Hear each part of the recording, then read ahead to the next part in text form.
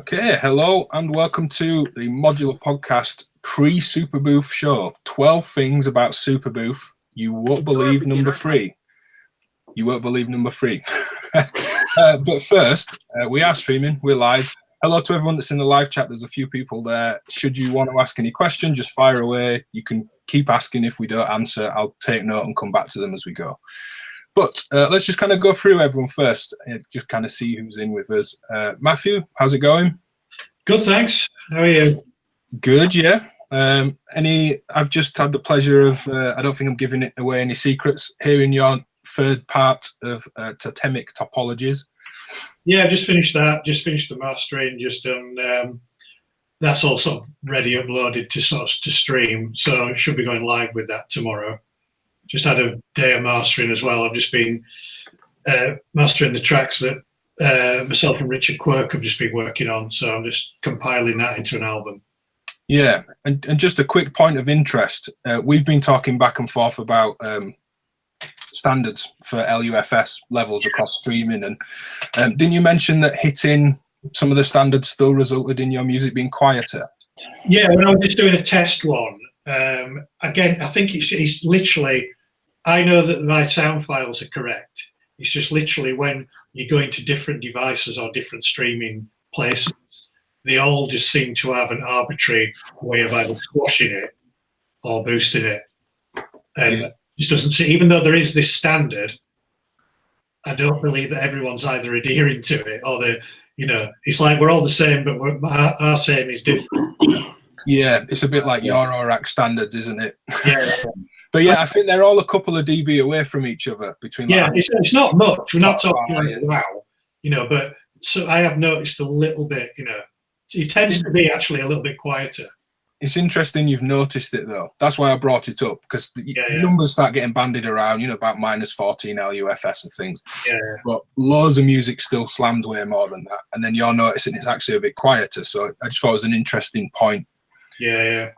I guess the point is like you're doing just to test it, and not anyone that is releasing mastered music to kind of broadcast standard. Don't just take the numbers as absolute fact. Definitely don't. And Greg, how's it going? Not too bad, apart from this. I've gone and fractured my wrist. Yeah. Came off my bike a couple of weeks ago and been doing pretty much nothing since. Got my medicine in though. Were you, I didn't ask, were you pulling wheelies for everyone on stag and hen do's? Yeah, probably. That's how I did it. Like I was doing about 6-7 miles an hour pulling out from the petrol station. Fell over. It's always the case. Totally non-glamorous. Yeah, it's not the rock and roll kind of crash you want, is it? Yeah, so I was going to catch the bike and then it just came down weirdly on top of me. Yeah. You might have limited your ability to patch as well. You see, you need a larger format. Maybe go 5U. Anybody wants to lend me their 5U? Yeah. And Ben Breslin, you've not been on before. I don't. First time, guys. Yeah, first time. Well, I wanted to ask you, as soon as the show's about Superbooth, which we'll of course be diving right into in a minute, as a non-German person that was at least living in Berlin for a while, what's Berlin like as a city to live in? Because it's everyone goes to Superbooth. All the manufacturers that I'm speaking to are like, God, I just want to live there and stay there, which is probably a big part of being at Superbooth. You've got that vibe in mind, and you never want to. But what's it actually like? I'm there 16 months now. It's an amazing city. I actually went there back in the day to go clubbing and do the whole music thing. But now I actually enjoy the quieter things there. It's just the way of life. Parks, the potential for nice bike rides, walks, just getting lost. Getting lost is probably what I do on a regular basis. And that's when you discover the real Berlin, what goes on between all the different districts, and you always find something quirky or a unique shop or a unique coffee shop or whatever. It's an amazing place to get lost in. And if anybody's got spare time, post or pre-Superbooth, I would recommend they just do such a thing. Just get lost in it. That's what it's about. Yeah. Amazing place. It grows on me every day. Nice. It seems that way, but like I said, it's always, at least for me, tainted by it's either been a holiday, so you've got that kind of nostalgia for the holiday, or Superbooth. It's an event, so very different. But let's dive into the 12 things about Superbooth. Just give me 1 second. It's a little bit clunky, the back end of Hangouts at the minute. So, in at number 1, we have actually getting to Superbooth. We're doing this. This is really happening. We mentioned we just wanted to compile a little bit of a list for if you've never been to Superbooth, just kind of the first part of the show, just getting there and things to be aware of. The first year, me and Matthew were in stitches that Chris Randall of Audio Damage turned up without a coat and said, I live in Arizona, I don't even own a coat, and just got absolutely drenched. It was freezing as well, wasn't it? So the first thing is kind of get into Superbooth. I mean, we've all done it a few times now. There is the official boat ferry. People need to go and look on the Superbooth website for that. We've only just found this year, and a reason to kind of do this kind of list and things that you should know about it. There is an S-Bahn stop, train stop, kind of 10-minute walk into the park behind the Fez, the venue of Superbooth. And we didn't think there was a train right to it. So definitely sort out some travel and make your life easier, because it is quite a way away. Anything else to add to that, Ben? You might know more. You can take the tram, but it's a bit of a walk, I think. But that train you talk about is the one I normally take, and actually it's a very nice walk through the forest to the Fez. And there's this really cool little wigwam bar in the middle of it, if you want to get a quick morning beer or one on your way home. It's a really nice, peaceful walk on the way to the Fez. It's a different angle. Is that the surrounding part? Is that in the surrounding, actually in its surround? Yeah. All right. I can't remember which lane it is. I say park, but it's forest, isn't it? When you look on the map, all around the back of the Fez is green on Google. It's technically a forest, yeah. That becomes a park, I suppose. Right. You end up walking through the kids' park, which is behind the Fez. That's kind of out of shot to most of Superbooth, but it's a cool approach. It's definitely a nice way to come out the main building. Well, that's what we're going to do this year, having not done that previously, and getting around super simple. Certainly around the city, we didn't realise this was there, of course. And at point 2, we're going to kind of rattle through these. Point 2. I was thinking, can we actually call ourselves boothers? Is that a thing? Hashtag boothers. I'm trying to conjure up a great radio voice for this, and I can't do it. But in at number 2, bring Freddos. Yeah. Make them a new international currency. Yeah, well, post Brexit, that's all we're going to have. In fact, they're not even made in the UK. They won't even be made here anymore. Brexit won't happen.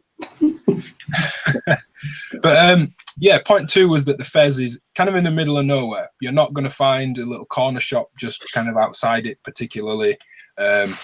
Just to kind of pack for a full day out, it'll make your life a whole lot easier. Yeah. I mean, anything to kind of add to that? Anyone? No really restaurants or anywhere kind of around it. I think there's one restaurant that we found, which was like an Italian pizza thing. Food was good, but because there is only that there, everyone who's kind of hanging around a bit later from Superbooth all piles into there, so it can take well over an hour, nearly 2 hours to get your food. Not actually knocking the place, it was actually okay. But just because there's one, you've got a choice of one. And I just think they can't cope. Every night they're just full because that's the only thing around there. I think, we've had bits of pizza there and it's been fine.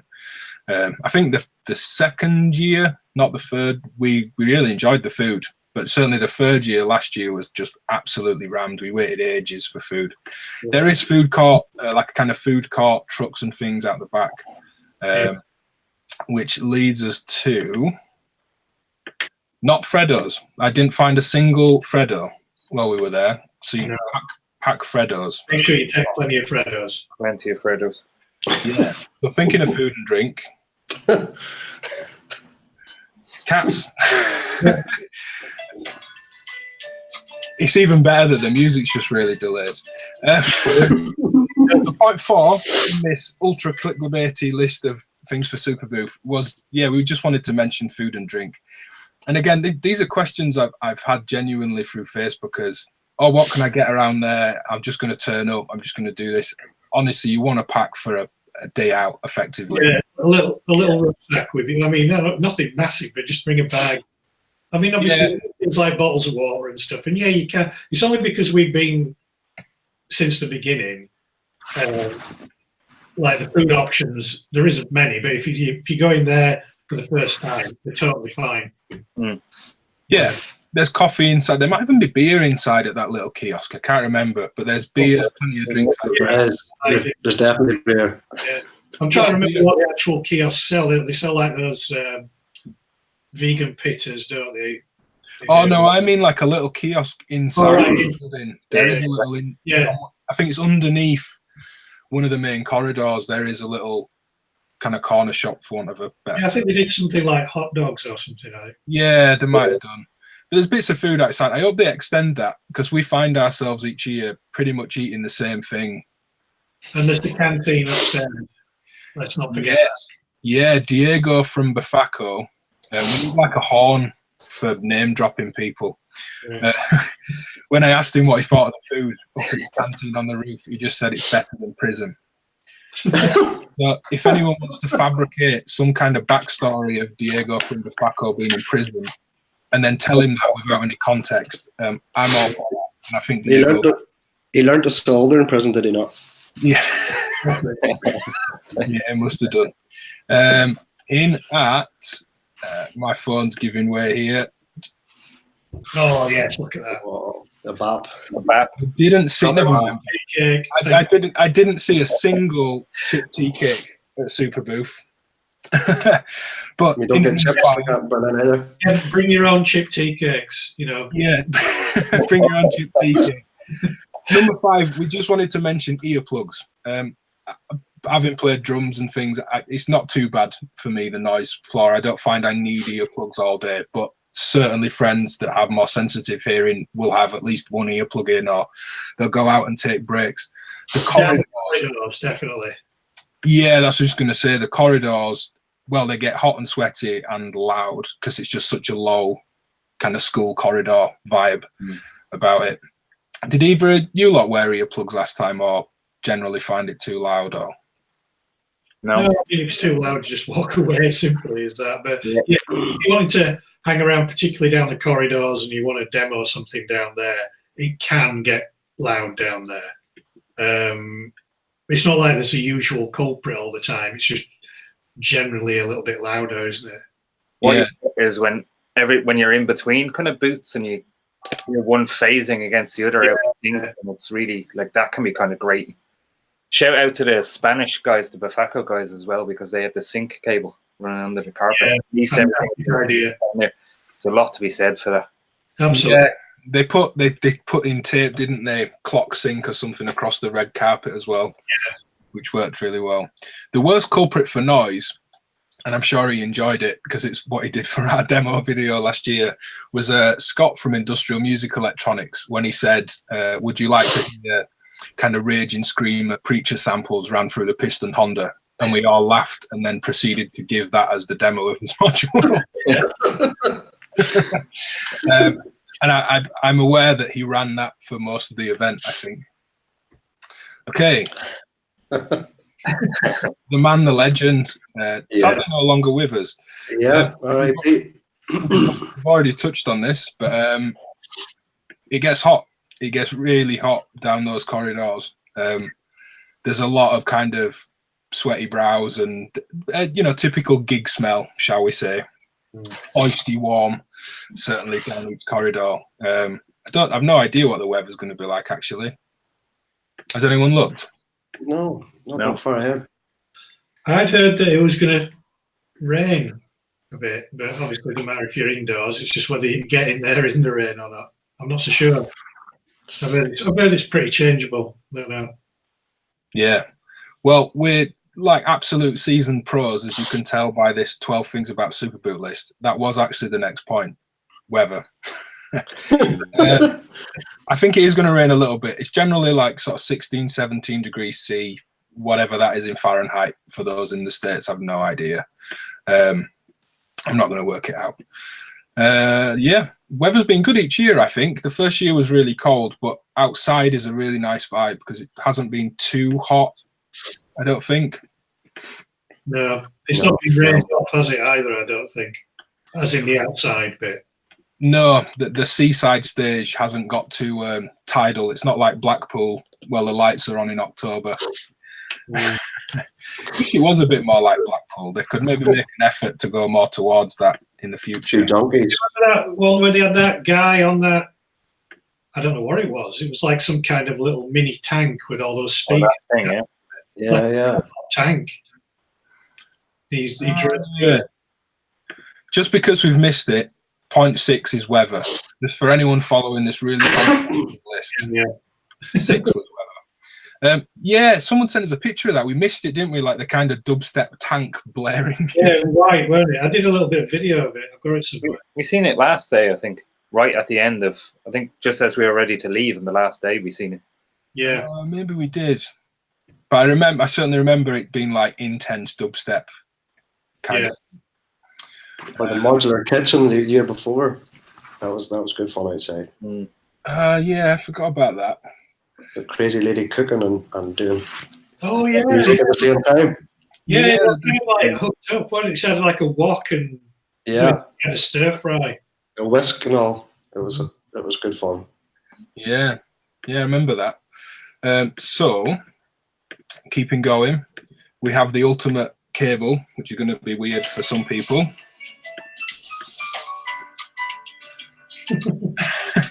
Again, we've already touched on this. The layout is internally pretty complex in the Fez. So you want to figure out, if you go in with a real purpose, like I need to see this module, I'm trying to decide between these two samplers, I need to speak to these people, figure out where they are before you're going. There is the floor plan on the Superbooth website. I think it's genuinely quite well kind of signposted where everything is. It's just lots of little rabbit warren corridors that is that building.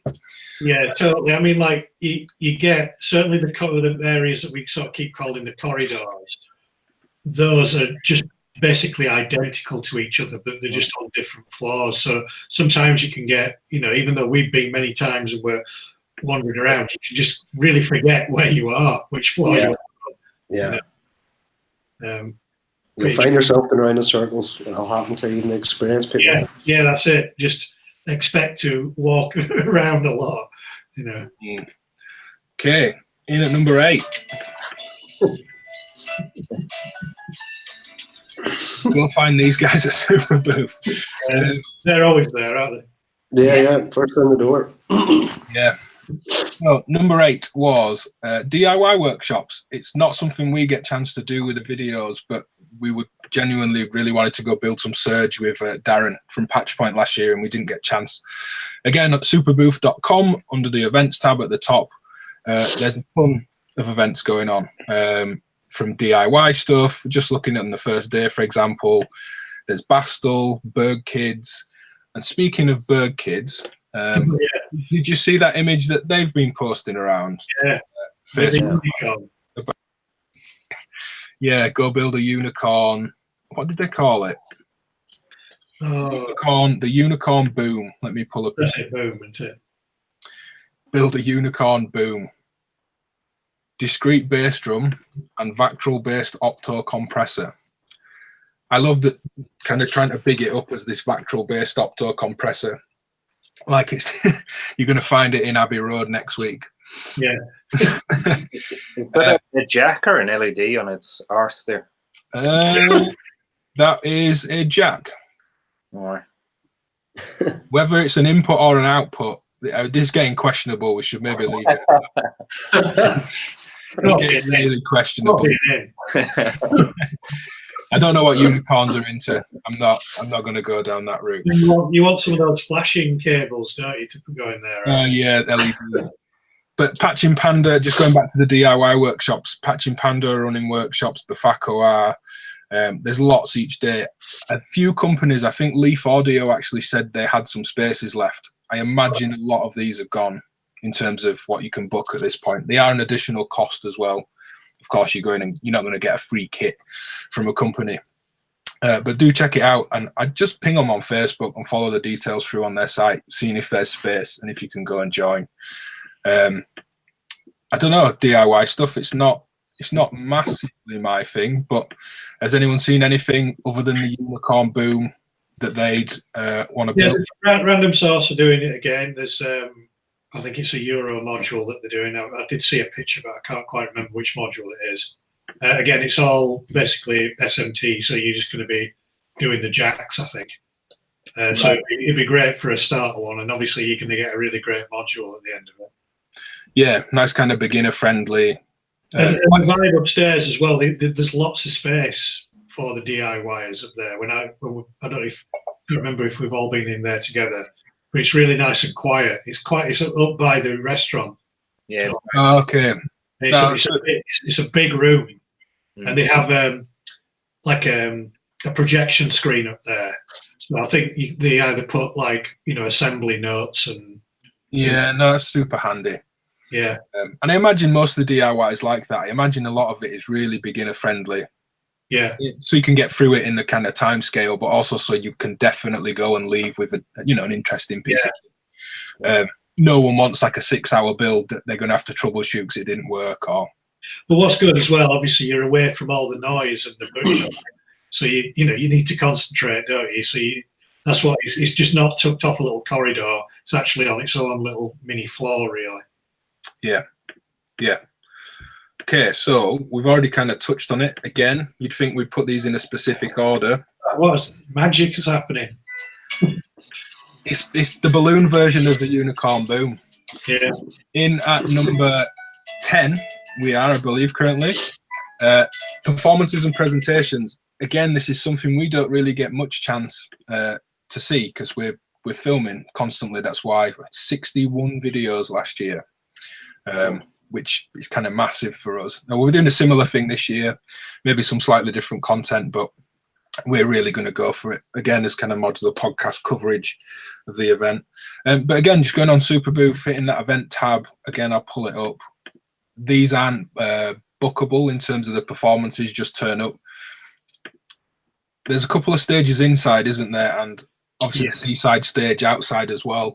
I believe each manufacturer has the option to take a slot, a kind of 30-minute slot. And I know a lot of them in previous years, Colin Benders did the Dopefer slot and kind of built up a patch around that. Richard Quirk this year is doing AGH Sim's presentation. So I imagine he'll just introduce the modules and perform a little bit with them. But they're nice focused kind of things, I think, those manufacturer demos. Yeah, it's good to see those just kind of used in that context, isn't it? You've got sort of a single manufacturer with an artist, which I think is a really good idea.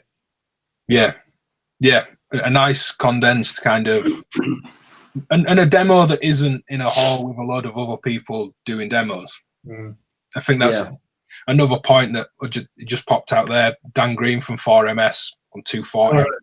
Not sure what day, for example, but just as an example, if you want to see what 4MS have through a good PA system in a quieter space, well, it won't be quiet once they crank the synth up, but that'll be a really good way. So that cinema bit, that's in the central bit, isn't it, I imagine? I believe so, yeah. There's auditorium, cinema, and seaside stage. Matt Hodson's playing the seaside stage this year with live drummer, I think, which should be interesting. He's moved over to Maths. Or Maths. I forget which Maths, I think, with a double T. Apologies, Mr. Hodson, if you're watching and I've got that wrong. But yeah, there's a ton of stuff on there, and it's a little bit like what we do at the Modular Meets Leeds event, where performances almost act as an ear break. As silly as it sounds to go and listen to something through a PA system, the fact it's one focused sound source is quite refreshing, I think. Very true. When we've just popped our head in for a few minutes. And these go, they go to about midnight, I think, performances, or 10 or something. I'm sure they're staying pretty late because there's a boat shuttle back at midnight, so there must be a reason to stay there that late. Not that we will be. I will probably be beer and deep in Final Cut at that point. So if people see a ton of videos going up at 10 o'clock at night, 11 o'clock at night, that's probably what you'll end up getting from us. The other thing we wanted to touch on, and again, I doubt we're going to see any of these in Berlin, and I'm quite upset about it. I've never seen any of these anywhere. More than a snack. No. More than a snack. See what you buy, the exact weight, 0.8 grams on that 31 gram pack of crisps. I think you need to bring some for me and Mr. Breslin. Yeah, I'm intrigued. Yeah. Have you never seen them either, Ben? Never. Honestly. Yeah, honestly, yeah. Even time living in England, are they still going? Yeah. I mean, we won't get into the packet though, which I'm not very happy about. We won't get into the border between North and South of Ireland and Brexit and all that. But you'd think, you having been in the North, Ben, you'd have seen these Seabrook crisps. They're certainly a Yorkshire institution of snack. Well, I know what I'm packing in my case then. Yeah. They're even The rest of the podcast about crisps. Yeah. There will be Crisp cast. about crisps. We'll do that. Crisps and baps. Seabrook crisps are even good in a tea cake. Oh. Of course they are. But point 11, we're coming up to the last couple, was if you're in Berlin a bit longer, definitely go see Patch Point and go to Schneider's Laden as well. Yeah. And Common Ground, maybe. Well, what? Sorry, Greg? Common Ground as well, maybe. Yeah, get yourself to Common Ground. Certainly on the Sunday afterwards. I think the Sunday Patch Point, I'm not sure if they're open. I think there's so many people in Berlin for Superbooth that everyone's just kind of hanging around everywhere anyway. But we certainly went in Schneider's Laden on Monday after the event last year. I imagine it's closed the actual days of the event. But it's a bit of a... I don't want to upset anyone with a religious comparison, but it's like a bit of a mecca, isn't it? A trek to Schneider's Laden, the kind of birthpoint of modern modular and all that. It's definitely one to go and see. Yeah, definitely. And obviously, Patch Point, it's just really unique.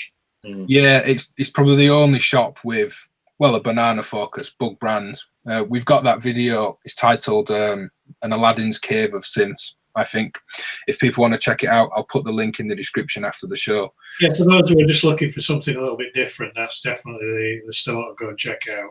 Yeah, and Patch Point, I think they're doing it again. You can go and book on a course to build like a TTSH, the ARP 2600 clone. You know, there might be, I'm guessing, 5 spaces, and you spend a few days building a full system with them. But yeah, Bug Brand, Surge, Seat Lombard as well. And people in the shop that know that gear really well. I learned a ton being around Darren in Patch Point. And you bought your, was it plum butter? Yeah, I bought plum butter from them. They've definitely put a dent in my wallet.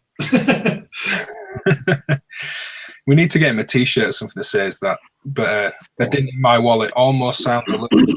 Yeah, it's my wallet. It almost sounds a bit unicorn boom in its direction. Just Music's worth a visit as well, guys. Is it? So it's like a 5-floor music shop. Basically, every type of musical instrument you can imagine under one roof. You can spend a day in it. I knew it was a big store, but is it? You know, is there a ton of Sims, pedals, effects? Loads of sounds, God, and it's modular. Drum machines, effects, full guitar floor, full drum floor, loads of effects, pedals, nearly everything you can imagine is there. You know, there's very few things not on display. Right, wow. You know, or not within reaching distance to have a go on. Like it's an impressive shop. Yeah. Almost dizzying amount of gear, to be honest. Oh, right, nice. I mean, I looked before Superbooth. Me and my partner Megan had been just on holiday, and I put in, you know, music-related things to do in Berlin, seeing what there was. And I just thought it's just that's their music shop, you know, their big name music shop. I didn't realise they quite had so much stuff out. No, they have a lot. Guitars, of course. Yeah. Boards. That's interesting. Another thing while you're in Berlin, I don't know if it's still there, but the Arcade Game Museum was good. Yeah, it's still there. I live, it's about 10 minutes from my apartment. It's still there, still people queuing outside every day. It's a very popular tourist attraction. Yeah. And it's probably on my most favourite street in the city, Karl Marx Alley. It's an amazing street. You have to even just see the street alone if you don't go to the museum. They do Oktoberfest down that street, I think. They may well do some things. It might not be Oktoberfest, but some kind of beer thing. There was the aftermath when we went and walked down that street. Was just, it was like a festival where there's just tents part knocked over. It wasn't dirty per se. They'd clearly come in to pack up from the night before. Yeah. Pulling the stuff out. Some kind of beer festival. Okay. Lots of different parades and different things down the same street. You could have something go on every month in the summer. Yeah. It's a very, very interesting street. So, last point in our ultimate 12 things about Superbooth list. It's all got very unicorn boom, hasn't it? I didn't even it's just quite hard, isn't it? Weird. Last point was just to expect no phone signal. You're probably not going to get much phone signal at all. There's not much else to say about that. But just to rattle through the points, silliness aside, for those that haven't been before, do look at the boat ferry and getting yourself there. Look at the S-Bahn. The Fez is pretty much in the middle of nowhere. Don't expect to walk out to a corner shop or a petrol station. I mean, there is stuff, but it's a bit of a way away. There is food and drink. You'll probably be fine. It's probably worth packing some water in your bag. It does get hot. Think about earplugs if you've got sensitive hearing. Gonna get hot. Dress in layers. This is like your mum signing you off for your first school trip. Yeah. Weather won't be much of an issue, but you are in the middle of nowhere and it might be a bit of a cold travel home or wet travel home or whatever. If there's anything specific you want to look at, do look at the floor plan on superbooth.com before you go. It's just the nature of the building. I think it's quite well signposted, but finding specific things might be tricky. Check out DIY workshops if you want to go. I would ping anyone on Facebook and follow the details on the site. If you want to book a space, they're probably all gone or close to gone at this point. Also check out the events tab on superbooth.com. Presentations from manufacturers, performances, inside and outside the building. The auditorium is a spectacle to kind of go and witness on its own. There's a great sound on sound video where they talk about having royalty in for orchestral performances, but having to get them out of the space by a certain time of day so the humidity is right for the 2-point-second reverb in the room. That's an interesting watch that I'll link below if anyone's interested. If you're in a bit longer, go to Patch Point, Just Music, Schneidersladen, well worth a look. Expect no phone signal, and that's our list. Good night, everybody. Let's go. No, that's our kind of list. But what are we kind of looking forward to? What else do you want to add to that generally? That's the main thing about Superbooth is seeing everybody that you talk to online all the rest of the year, and then you actually meet up with them at Superbooth. Yeah, absolutely. I mean, to add to that, I guess, is you can't stress how great it is actually being able to speak to the manufacturer of either that module that you've just bought or the one that you want to get, and you can speak to them there. They're in the flesh, tell you everything about it, and just from a knowledge gathering point of view, it's can't be beat. Super pro tip from Apocalypso in the chat. Safety tip: watch your step on those crazy stairs. Yeah, the circular staircase where it's they're really shallow, aren't they? Yeah, and they're kind of fanned out, aren't they? So the person next to you might be on a wider step than you as you go around. Yeah. Absolutely, that's a good one. Good safety tip, absolutely. People. It's absolutely the people. The gear's exciting, and it's why we're all kind of know each other and do what we do, and why people will go to this event. But like you said, it can't be beat just going and speaking to the person that designed this stuff that you used. I don't know, sharing some kind of creative output that you've had. I'm sure manufacturers love hearing from people that use their gear. Meeting friends. Yeah. For the amount of people we speak to online, even Ben, last time I saw Ben other than here was, well, this isn't really seeing you, was Superbooth last year. Yeah. Probably, It really is a gathering for everyone. And I've said to a few people that said, I'll say hi while we're there. Stop everyone and say hello. It's such a great atmosphere for just kind of quick tap on the shoulder. Oh, hey, blah, blah, blah. We'll catch you outside. It's definitely an amazing event for that. You're never going to be in the same space with so many like-minded people any other time, really. From all over the world, so take advantage of that. We've had a few people. I've gone right back to the top of the chat. They may be massively disappointed by the time that we get to the bottom of the chat. People saying they came for the clickbait. This better be daft. Well, it was daft. Nicely, I couldn't even execute the silliness as nicely as I wanted to execute. That was the actual polish for me. Which was the real nail in the coffin of the stupidness of the film. Even worse than what I was expecting. Yeah. Which is great. I'm just going to rattle through a few questions. Have I fired up the mono machine? Yes. Yeah, it's been out a few times. It's come out of the way for some demos of some other gear at the minute. I really like it. I wanted to do a little kind of techno mono machine EP, and then realised that I didn't have time, and I was I've got to do some work just to rattle through. But yeah, you could get lost in that. It's a great sort of sound to it. I'm impressed. Is there any wild boar roaming in the Fez forest, or don't they have wild boar roaming in the Fez forest? Well, there was. Was it the first year or the second year we were there? Someone at Superbooth, were very late at night, was either at some kind of tram stop thing and heard some grunting. Oh yeah, they were waiting outside the Fez, yeah. But then it chased them. It chased them away from the stop. They had to run. Was that was it Andy? Was there an absence involved? No, was it Andy from Sonic State that was staying just a couple? Because they stay in Treptow, or the Sonic State crew. Oh, I think I remember him. I can't remember who it was, but I definitely remember that story that they were waiting and then heard a sound, and then this thing came out of the bushes at them and actually went in for the attack.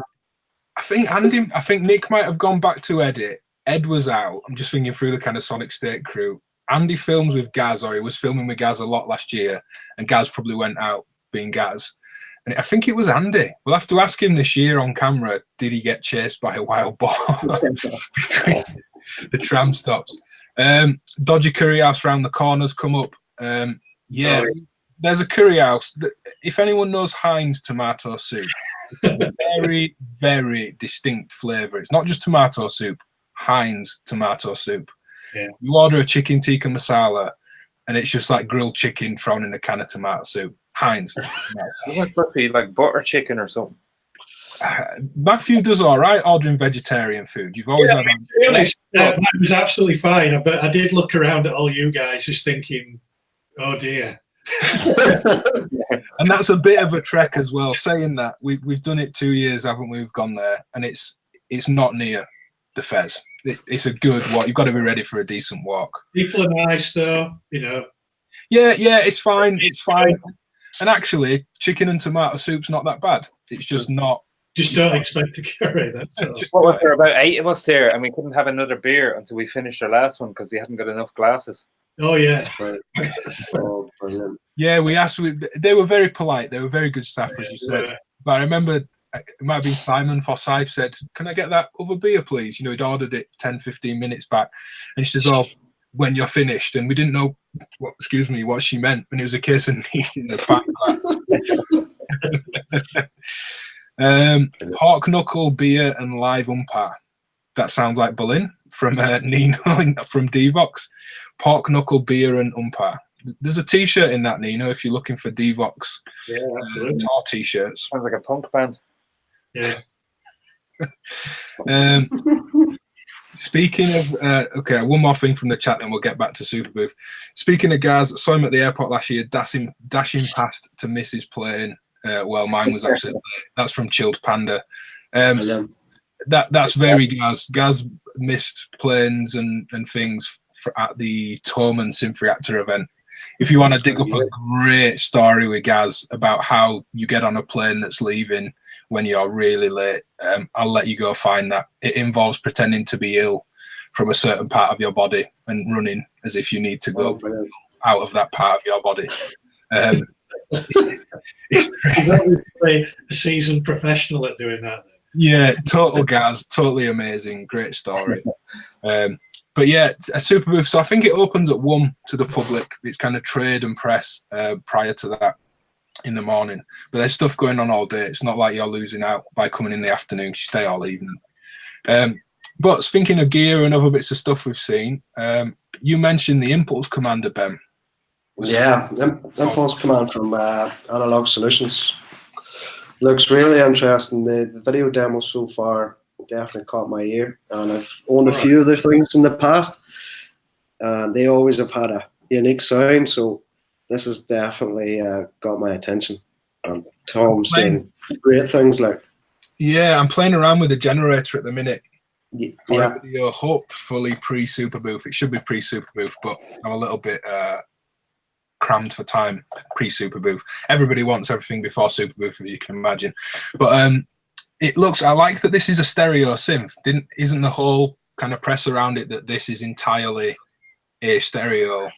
Stereo filter synth. I think you've got dual filters in this, so I think that's one of the unique things they're trying to say about it. And then I suppose it's borrowed some of the ideas from his previous sequencers, and they're built in. And he's got DSP effects on top of that as well. Oh, wow. He's managed to cram quite a lot into that fairly small box, because some of his other synths are quite large. Yeah. So like that appeals to me too, because my space is kind of limited at the minute. So what kind of size are you talking? Sort of. Yeah. I don't know if that's quite 5U in height, but it's definitely not 19-inch wide. No, it's not 19-inch wide. It's not as wide as an 808, an original 808. I'm just thinking of the measurements that you'll know, Matthew. It's like a couple of digitrons or something like that. Or? It's a bit bigger. Is it a bit bigger than a vinyl record? A 12-inch? All right. Maybe not even as big as that. Right. 12-inch. Yeah, you mean normally it does quite large format stuff. Anyway. Nice size. Yeah, the fuse box is quite big, and the telemark's really big. This has definitely got a smaller footprint, but it's still got that huge sound that he manages to get. Right. So this is one of those things I'm probably going to make a beeline for. Get the headphones on and have a good play. Yeah. There's some great. The reason I thought it was more than just a stereo filter, in headphones, there's some really interesting stereo stuff going on, and it seems out and out that's the kind of, I don't know, tagline, if you like. There's a stereo thing, which is interesting. One thing that has absolutely had my attention, and 7177 just pulled it up in the chat, since I saw it, being like a giddy schoolgirl, the Pulsar 23 drum machine. Oh, yeah. From Soma Labs.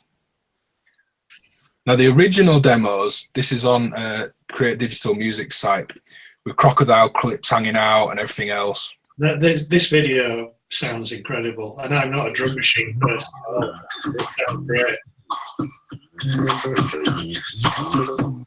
I won't play too much, so I'm not quite sure how good it comes across, but people can go check it out. But the video above, it certainly sounds a bit more kind of standard drum machine, but there's something like, what's it said, with full 23 independent modules in it. There's something like 100 switches and sockets, 52 knobs. Wow. I'm hoping it's like a super box of weird. There's some of the tones in this older video that are very kind of Seat Lombard, plum buttery in play at times. I'm hoping for that. Yeah, there we go. 52 knobs, 11 switches, and 100 inputs and outputs for patching. Is it all analog, or is there some digital FM stuff in there? So details: 4 drum channels, bass drum, bass percussion, snare drum, cymbals, hi-hat, envelope generators, loop recorders with an option for individually clocking those. It'd be nice for some like polymetric or polyrhythmic stuff, I guess. Clock generators and dividers for rhythm synthesis. LFOs from 0.1 of a hertz up to 5 kilohertz. So certainly some audio rate stuff in there. Yeah. Chaos, which I imagine should say chaos. Pseudo-random generators, shift registers, sample and hold. Effects processors, CV controller, the DSP on that, distortion, CV gate, CV VCAs, CV inverters, signable attenuators, and CV sensors for CV generation. It sounds good with it having shift register as well. You can get some really great rhythmic stuff about it. They just go so well together. Yeah, we'll definitely be going and covering it. I really look forward to that. I want to see how much they can push it past it just being drum, snare drum. So I want to see how far it goes either side of that. Yeah, I'm hoping for weird, and of course, I imagine it will sell a lot more if it will also do kind of standard drums. Yeah, I get it. Yeah, but to do all of it within all those parameters, I'd like it, and I like it when products do this. The drum brute and things like that, and the mini brutes, things from Maturia, are great for this. When you get like a patch overlay, whether it's just a PDF or you get them in the box or whatever, kind of turn the knobs to this position and you get whatever. I imagine that would do really well for this. And not because it should sound like anything else, but kind of if you want 808, 909, 606, typical drum machine sound, these knobs in this position, that kind of does that. Here's how to get to all the other stuff. And obviously all the interesting stuff's in between. There's a manual for the make noise herb verb that's like that. It's kind of like, if you want a plate reverb, this. If you want a room, this. If you want a big hall, this. But obviously the magic is all those in between positions. I wouldn't want this to sound like anything else. I don't want it to be, certainly not an 808. Yeah. I'd like it to be super weird. You can set each channel to sustain, so it's also a noise and drone synth. Yeah, well, it's got to scope outside standard drums then, if you can do that. Yeah. I'm really looking forward to it. I can see it being a bit more brash and metallic than your average drum machine, I'd imagine. Yeah, not just a dance floor object. No. One thing I put up, just because I had fun with Tom Lewis from KMR joking about it earlier, is this from Finley. It looks like, well, I can speculate. I don't know what it is. It's some kind of power linking system. But we were joking about an XLR-based patching system. You could see Finley's got back to us there and said stackable XLRs. If Finley's not got stackable XLRs between his cases and an XLR-based Euro rack patch system, I'm certainly going to be upset. And I just wanted to call him out on that live on air. Future sound systems, I'm not quite sure what all of it is, genuinely not sure, but they've got a ton of new stuff coming, I hear. And we'll definitely be over to see Finley. I don't think it'll be at Superbooth, because I imagine Mateus from Phonitronic will be working with Random Source. But this was nice to see. I thought it was a really nice, clean design, a smaller version of his it's Korg, isn't it? The PS 3100 triple Vactral resonators. All right. And I just saw it and thought that deserves a little mention. There's something to see. Again, might not be at Superbooth, but has just been mentioned. There's a little bit clickbait TV. Tom's called it from Symphonatomy. It was clickbait TV, but we wouldn't be on air for very long. We'd have probably got kicked off. If that was like our QVC of what's coming, we wouldn't be on for very long. But I'm going to rattle through a few of these. The Udo Super 6. We don't know much about it. 12-voice polyphonic binaural analog hybrid synthesizer with super wave technology. Wow. Proper IEC power on the back, which is nice to see. I do like a proper IEC connector. I'm aware that means you're bringing mains voltage in, and that's tricky if to be allowed legally to bring mains voltage in. It will involve other bits of testing and requirements and legalities around it. George Hearn and I think Alex Hartman has been involved.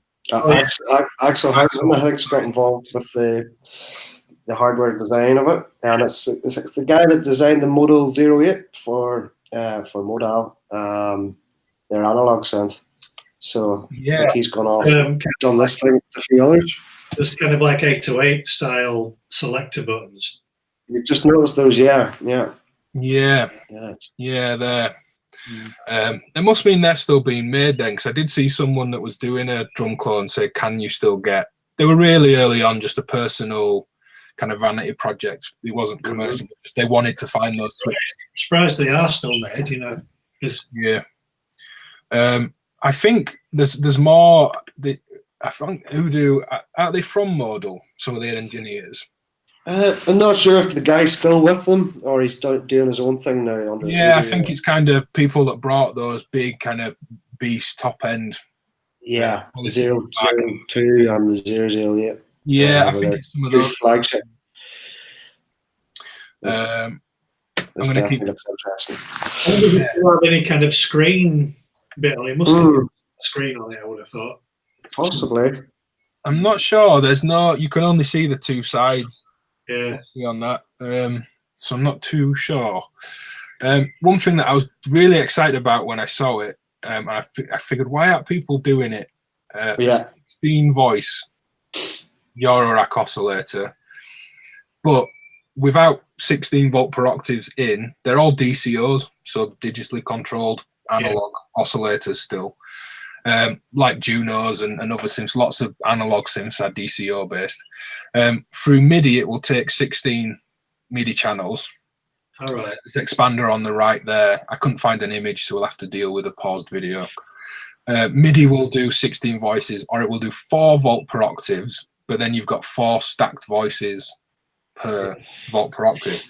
And I thought, in a small space, for those doing chords and with quantizers that will spit out chord tones and everything else, that should be really good. Yeah. The demo sounds great. Yeah. The Demon Core oscillator. I think they're going to be at Superbooth. Oh, that'd be good too. That'd be good, yeah. But yeah, you've got CV over the spread and the detune. You know, all the specs are up on Synthtopia. Let's keep flying through. I'm going to try and play a little bit of this one because it sounds lovely.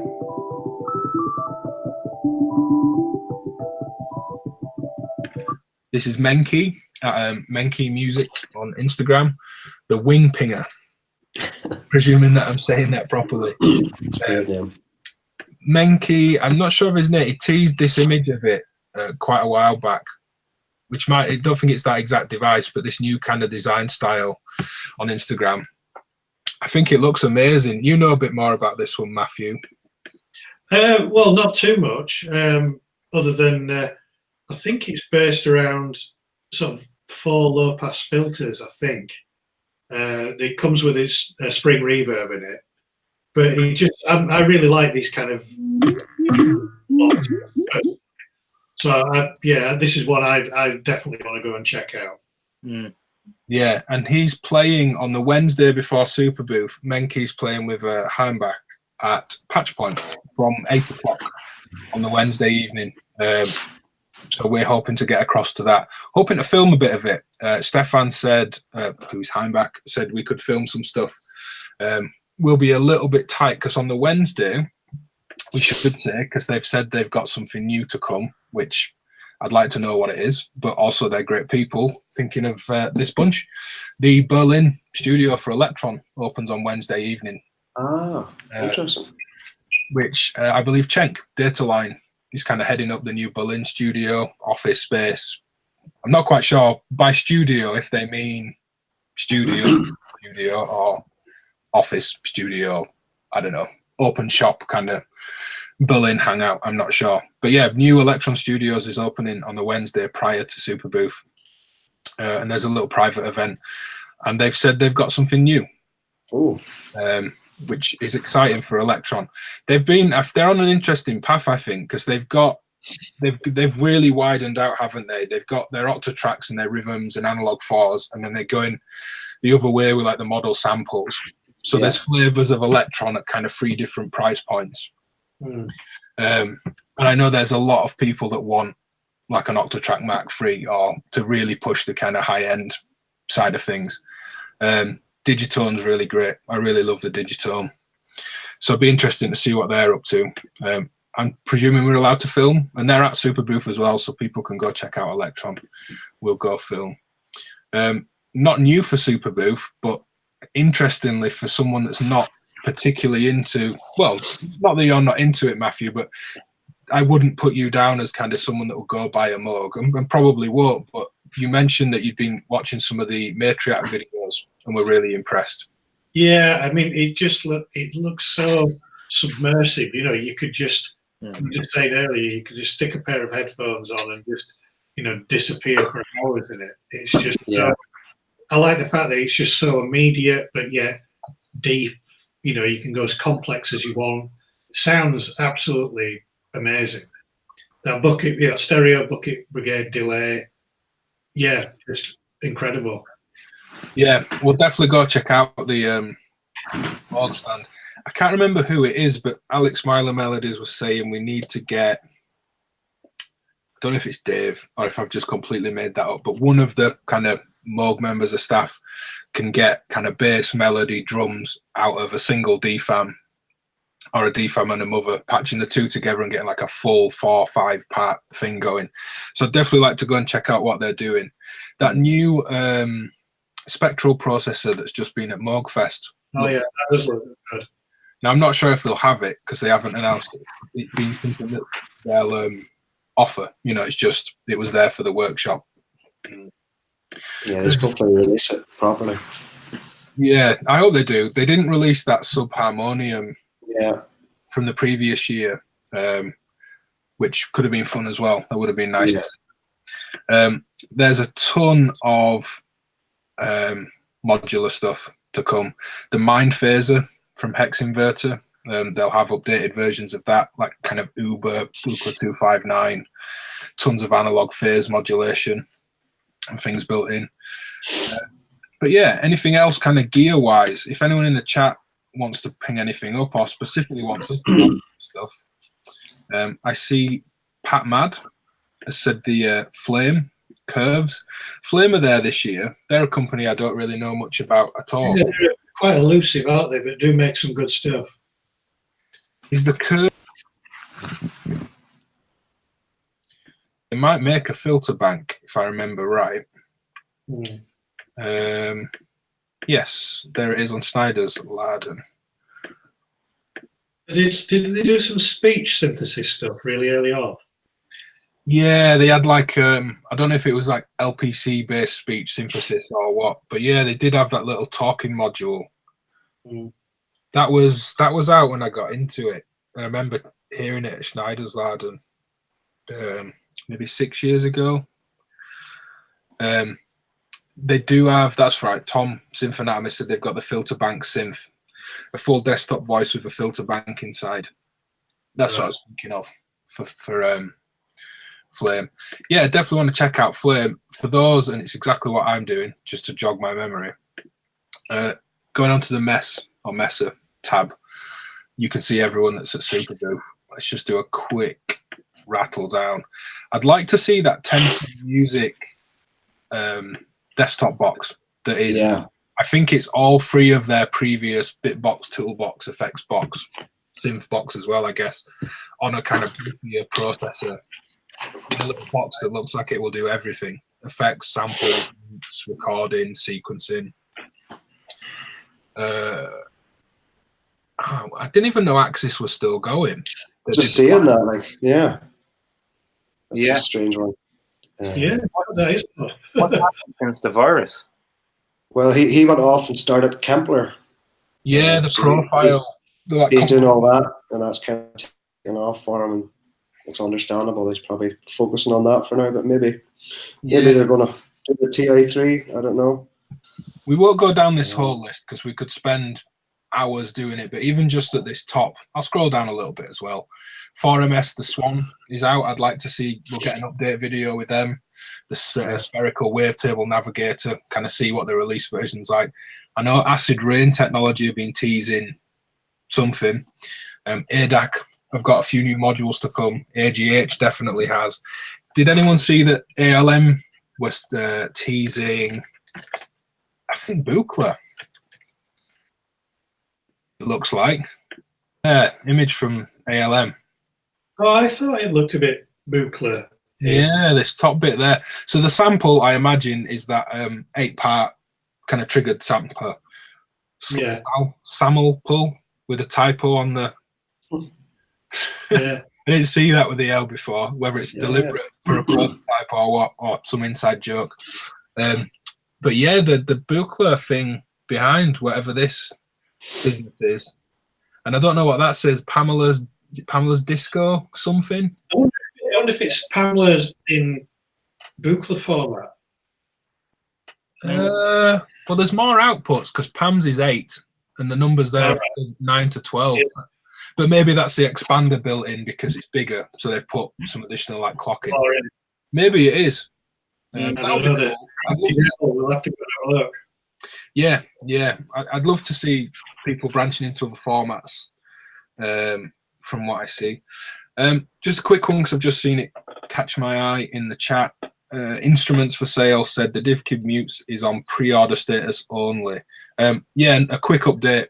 I didn't do the show to update you on the Mutes module, but the boards are in. They're with Bufacco. We're hoping to start having orders go out or be ready by Superbooth. But of course, Bufacco will be at Superbooth. So anyone wanting one, they'll be shipping out to shops in the middle of May. Any more non-Euro rack stuff?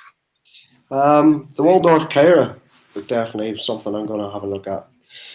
It's a pretty cool story. That English guy who basically had it picked up by Waldorf at Music Messa last year, and now they've basically done the whole interface design for it and maybe more. So I'm glad to see they're also not rushing it, and I'm interested to get my hands on it.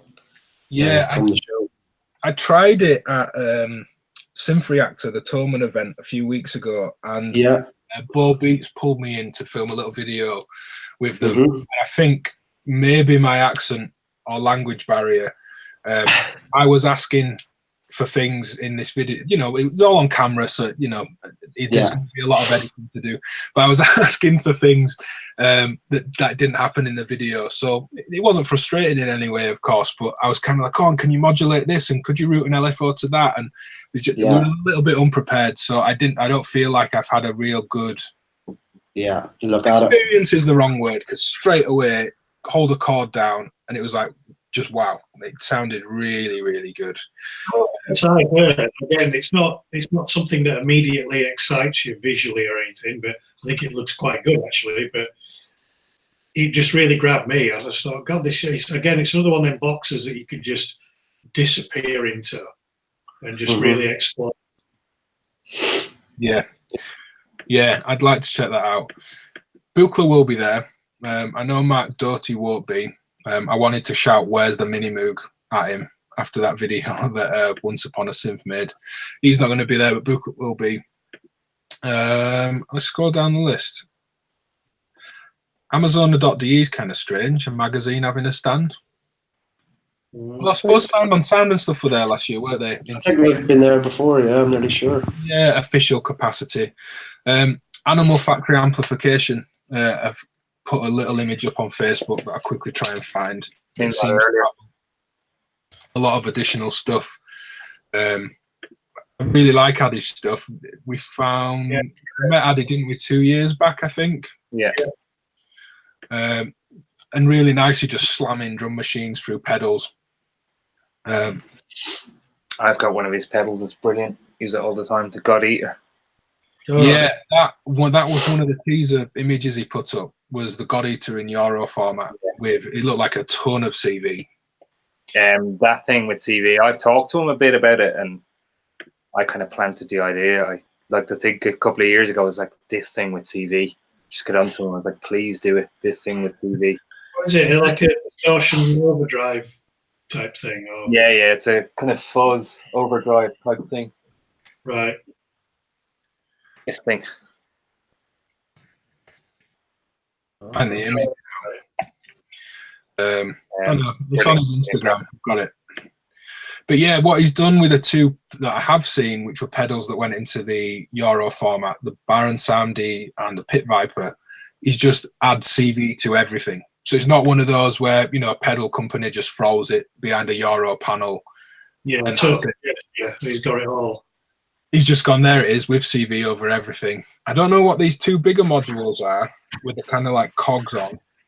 Mm. His Coma Reactor PT delay is fantastic as well. Just where I'm wiggling the mouse on the screen. The top knob, I think he calls it Coma on the actual knob, but it messes with the input drive to the chip, and it really kind of changes the tone. And how it kicks and screams is really affected, and the drive is affected. Have you got that? Have you played Yeah, I've had it for a while. Really nice. And then, it's got the usual things: delay time, feedback, dry wet. There's a send and return path, and Addy did a great patch. It's probably on this Instagram page later down. I won't go try and find it, but it'll be on there somewhere. There's the Coma Reactor delay. He ran a ring modulator in the send and return path. It sounded really good, really. And you can switch in kind of depths of modulation and time switching, as well as the actual knob and CV control. So I'm sure there'll be plenty of good stuff from Addy as well. But in terms of gear, unless the chat room wants specifically anything else, Bruno's asked the Bastel going. Yes, they are, because I saw they're doing a DIY workshop. This is not rocket science. Hi, Priscilla or Stein, if you're in the live chat, whichever one of you it is, or both. They have the Sonovatron Big Felix synth they're working on. Then we'll definitely got to go check out. We missed it last year because we did some stuff with their own gear and then kind of kept going and wrapping stuff up. Bafaco's new stuff looks really good. The CV to MIDI controller, the perk all. Yeah. We could just rattle a list off and off and off and off, endlessly until tomorrow morning. So we'll leave it to the chat to bring specific stuff up. Northern Light Modular for Buchla format. They make the converted Eventide H9, don't they? If I remember right. Oh, do they? Right. Ah. I don't know what the deal is. Like you buy your H9 and send it to them, or you just buy the whole thing, or a Buchla panelled. Yeah, there it is. I've seen it, but I just naturally assumed it were Eventide for some reason. Yeah. Oh. CV in, MIDI in and out, the USBs on the thing. There's still the switches and normal controls.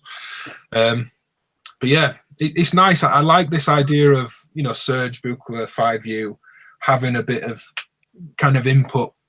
Someone said it the other day, and I'm not sure that that's entirely a comment I agree with, but that these other formats need some of the kind of innovation of Eurorack in them.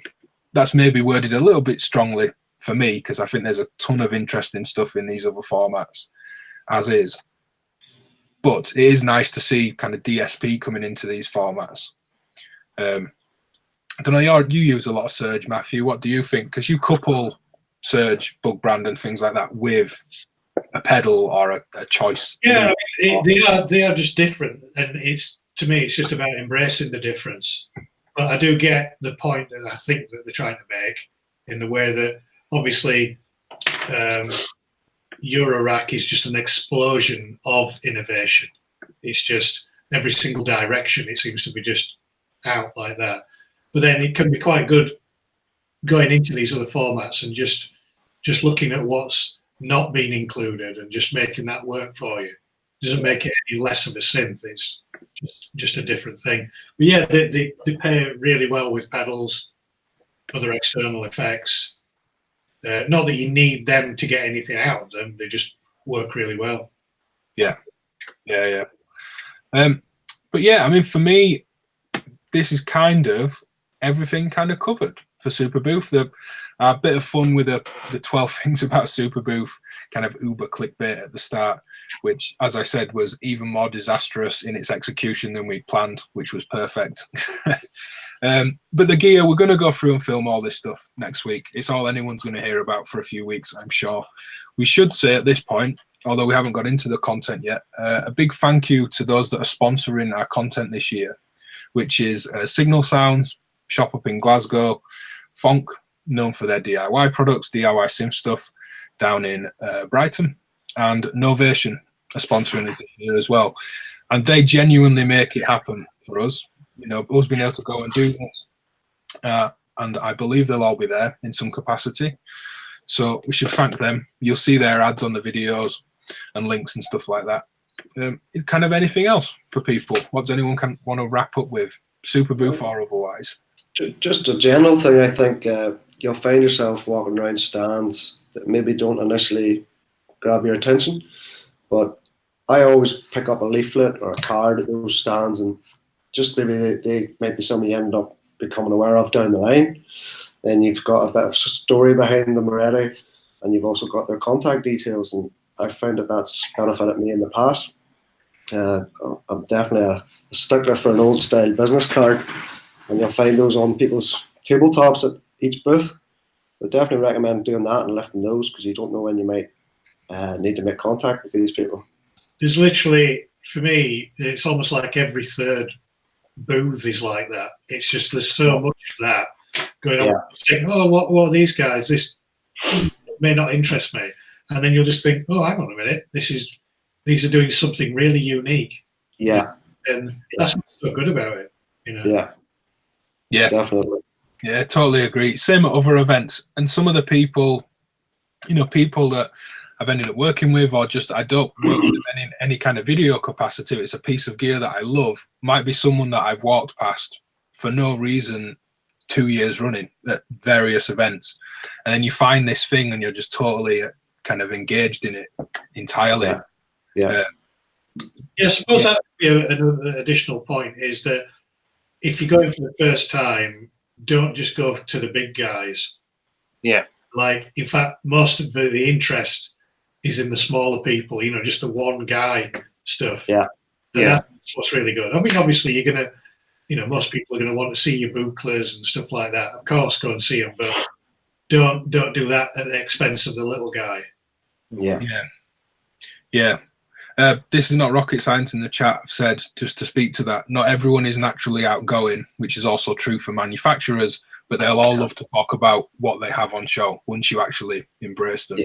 Which, totally. Someone that seems quiet, as soon as you go over and ask what they've got, or put some headphones on and play on the system or whatever, people will really get into it. Dan from DPW has just joined us. Hi, Dan. He says to check out the Slappy engineering stuff. They had some really cool stuff last year. Their angle grinder is great. So we'll definitely be going over there. I think that's it. Well, let's do like a kind of last call for the chat. We'll leave it for a couple of minutes. Any specific gear, thing, question, whatever, we'll just see. Yeah, what was that module manufacturer that we all seem to really love? I can never remember the name. Electrophon. I've never seen anything that looks quite, the design of his stuff looks like nothing else. I knew it. A Norwegian company, Electrophon. I'll pull their site up now. It just looks amazing. It does. It's really well designed. Yeah. Called Clang. He spent so long trying to get, the molding and the color injection right on the knobs and little. In the flesh, it just looked absolutely incredible. But you can see the dial, the kind of clock interface. It won't let me. I will. Musical information around it. So there's a chord generator. Wow. And you could sequence your way through it in various ways and control that on the knob. 4-voice polyphonic controller. So not a generator, but CV. I think he's quite close to launching this, going by his mailing list. Right. He keeps posting pictures of colour samples and knobs or pots that have come in. And I just remember the three of us, just stood around it and just looking at it, flesh, just going, look at this thing. This looks amazing. Thinking of Bug Brand, the mailing list for Bug Brand went out yesterday, I think, and he kind of slightly switching back to building module by module and systems again. There's like a mini system, well, not a mini system, but a system with like a controller joystick and shift register in. So he's got like the voice, but then with another row, but then intentionally blank panels so you can put some of your own stuff in there. Yeah, that info is not on here specifically, but all the stuff that Tom builds is on here on the Bug Brand site. Joining the mailing list for anyone thinking about anything Bug Brand is absolutely essential. It's all at the bottom of the website there, and he responds to everything anytime. And before I'd ever spoke to Tom, it wasn't like he was responding because we had some kind of relationship. Anytime I just replied to his mailing list, hey, this looks good, or I want to ask you about this, he would always reply. And he's a really good communicator, isn't he? He's any problems I've had or anything like that, he's just straight back to you. Yeah, and he said in his last mail out that generally stock is more available than it has been and is on the site. So it's one of those, like, join the mailing list, he'll keep you up to date. You want a compressor or a drum or delay or whatever, you just message him and ask, and you'll end up having a great conversation with him and probably ending up with it. I imagine he'll have stock in. There's one other thing that's caught my attention and I want to have a look. It's that DivKid JP1 that Paul Barker's done. Yeah, good point. We have a little exclusive on that one. Very well remembered, Ben. Paul at DivKid, Paul Barker just sent some images over and said, do you want to show these off on the show? And I said, absolutely. So it looks to me, I don't know too much about it because I didn't ask Paul kind of outright. It looks like a mono Jupiter-based voice from what I can gather. I think is it a JP6 oscillator but a JP4 filter? I think. Oh, right, interesting. Don't think it's JP6 from start to finish. So in terms of signal flow, so maybe somebody will correct me there, but that was my understanding at a quick glance. But it looks, I mean, compared to other kind of smaller, because it doesn't look big, judging by, I'm trying to think that kind of decking, well, it's even more decking, or it's like the kind of table you'd see outside the back of a pub. Yes, again, it's not quite 19-inch, is it? No, I'm just trying to. Size. That's going to become a new size. Yeah. Not quite 19-inch, yeah. But the interesting thing with this for me is that it's almost the size that like some of the boutiques and smaller things should have been, I think. Yeah. Some of the stuff's great, and there's some great sounds out of some of like the boutiques and like Volkers I really like and things like that. But just being that bit bigger, not a big 19-inch thing, not a rack, not a big keyboard, just a bit bigger. And like you said, I think you're on something there, Ben. If this becomes a new kind of rough size guide for products, would be nice. More like Electron boxes and maybe a bit deeper. I'll pull it back up, but again, compared to some more basic kind of desktop sim stuff, it's just that bit more fully featured. What did you say? It's what part? I think it's a JP6 oscillator, but it's a JP4 filter. Right. Which is a different filter from the JP6, and I think the 4 and the 8 might have had a similar filter. Somebody might correct me on that, but I'm interested to see what that combination's going to do. Yeah, we'll go straight over, and I have a Jupiter here, which filter amazing. But we've got 2 LFOs, 2 VCOs, 2 envelopes. It's just that bit more fleshed out. It looks like plenty of CV in and out, or audio in and out on the top. Exponential linear in, filter CV for operative gate, filter CV in. Looks like you get all the waveforms out separate. All right. Linear and exponential cross mod. It looks like he's really kind of gone to town on it. Which you'd expect, the quality of like the Re 303 and Gilbert. I was blown away with. Yeah, Gilbert's great fun. Gilbert sounded great. I like this kind of best of Roland vibe that he's kind of going for. The MC202, the 101, the 09. He's just nailing that, isn't it? What's that? I've seen some pictures. Is it actually out? There's like a Gilbert with like a little mini sequencer. Yeah, or sequencer thing. It's got like they're just literally like tiny little switches. Yeah, I noticed those. Isn't it the Matson mini sequencer that came as like a business card sized thing? I think it's that, and you can have that built into the case now. Right. I'm trawling Google Images to find it, and it's not there. It is on the DivKid Facebook or Paul's Facebook. Yeah, I think it's 2 sequences as well. I think it's not just one. All right. It's the solo mode of the JP6. Tom at Symphonatomy says. Okay. All right. Interesting. Yeah, I can't find it quick enough, but we'll certainly go and see it. If people want to leave comments on this video of things for us to cover, what you're wanting to see or what you'd like us to go cover, leave a comment. I can't promise we'll get to everything. There's 250 plus exhibitors, even doing 61 videos, which is pretty ridiculous and full on. Obviously, that's nowhere near even half of what's there, but we'll absolutely try his best to get around everything and anything anyone wants to see. So leave a comment. Sorry, I thought I just caught a question. Yeah, cool. Anything anyone wants to sign off on? I've said that a few times, but just can't wait to go. That's what I'm looking forward to. Yeah, Can't wait, right? Meeting everyone, Yeah. Yeah, that and that Vietnamese restaurant. Oh yeah, we like that. We'll have to go. And Greg found top trump marks for Greg. That little cafe that we had breakfast at. Oh yeah. Round kind of out the back of Alexanderplatz. Yeah, go there again, definitely. Yeah, we're on it now. Kind of seasoned Berliners. Well, we just need to come and hang around with Ben by the sounds of it. Yeah, I could show you a few jams for sure if it's involved eating and coffee. There's a packet of Seabrook crisps in it for you. That's the main reason I'm going. In a tea cake. Yeah. The crisp sandwich. I suppose we could also mention Behringer. What's Behringer going to do? I did see. It caught my eye. I'm trying to watch the chat as we go. Have they just announced the Selena?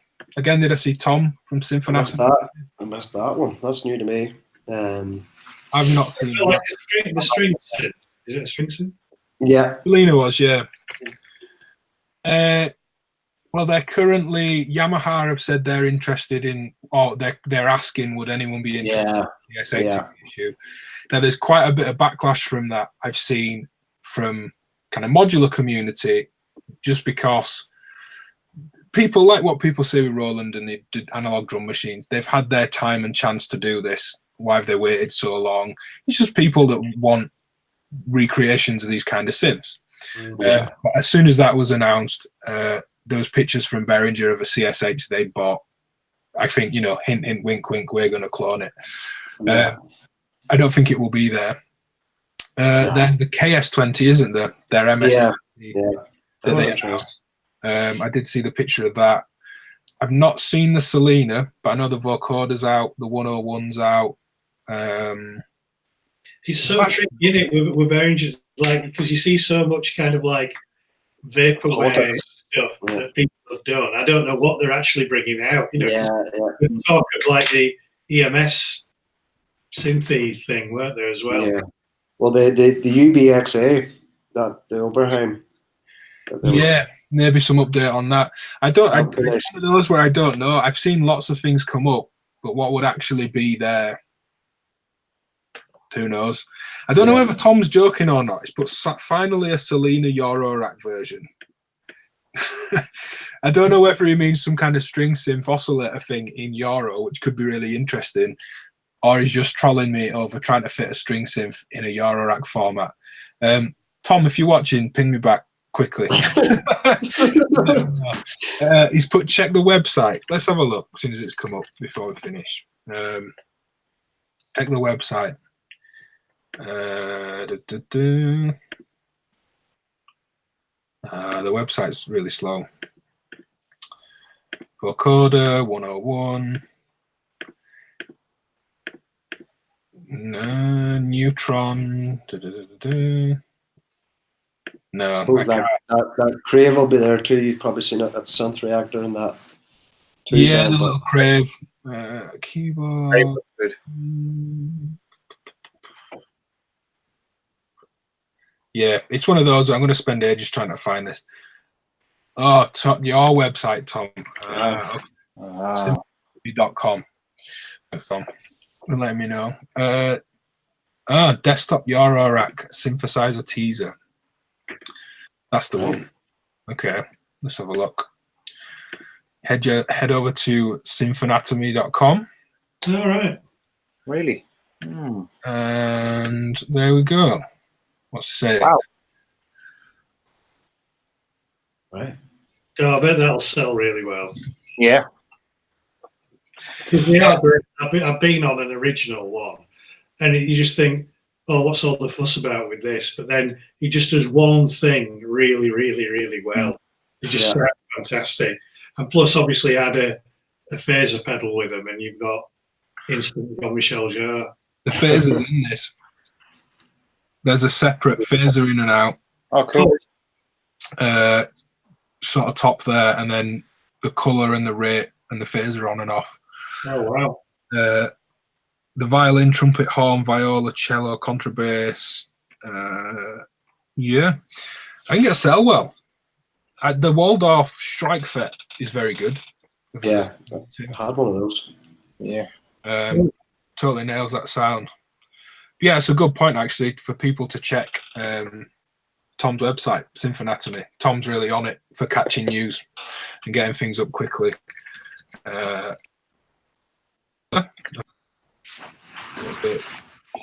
This is not rocket science mentioning the Phoenix. We did mention it briefly, but I didn't pull up any images.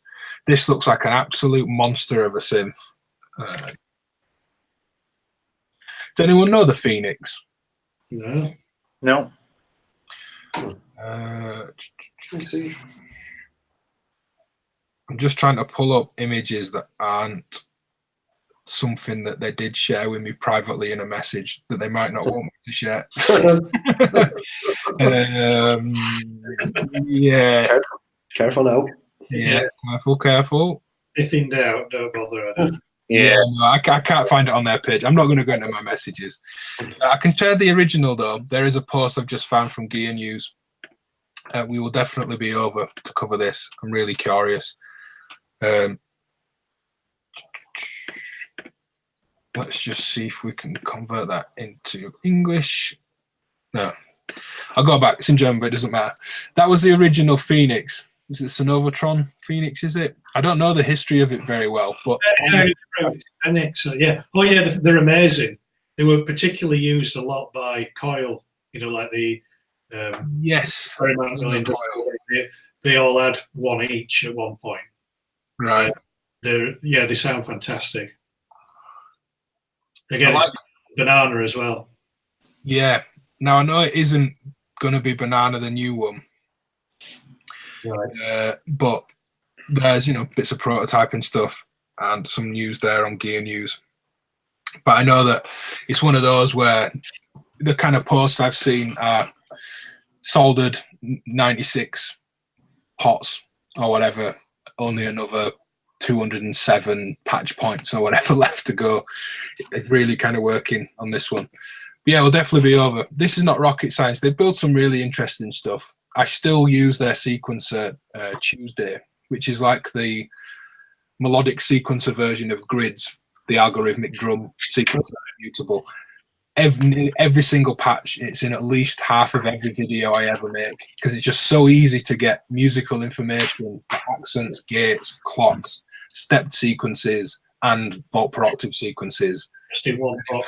Really quickly, you can throw CV at it. So it can either be really intentional or really kind of random, but you'll always get back to what you want. Certain knob positions are almost like a preset. Just super musical, super useful. Even if I'm not using it as a pitched sequence, that's in pretty much everything. And their Wobbler LFO, they just keep doing these little extra things that I think are interesting. So I'm curious to see how they've put that into this system, because I think we're going to get some of this extra kind of their own ideas and technology will be built into certain parts of this Phoenix. So that should be interesting. Phoenix 1, 2, and 3 made by Sinton, the original builder. No Banana, 330 jacks. So yeah, I'm looking forward to it. I hope they manage to get it all working and up and running so we can just get loads of different sound out of it. Cool. All right. Well, that's it for our kind of pre-Superbooth chat, as it were. Like I said, there's tons of gear. I don't just want to rattle down that list and list every single thing. Erica Sims, for example, will probably have something new. We've been before and they announced a whole techno system, none of which no one knew about. Nearly everyone or every other booth, I imagine, will have new stuff. Yeah. And we'll never cover all of it. But yeah, great. Well, just nice to chat, hang out. I hope that as silly as it was, some of those points earlier were useful for anyone that's never been before. Yeah, questions in the comments. I'll get back to you. Cheers for watching, everyone. Cheers for the chat live. And yeah, speak to everyone soon. Yeah, thanks a lot. See everyone next week. Guys. Bye, guys. Easy. See you in Berlin. Bye.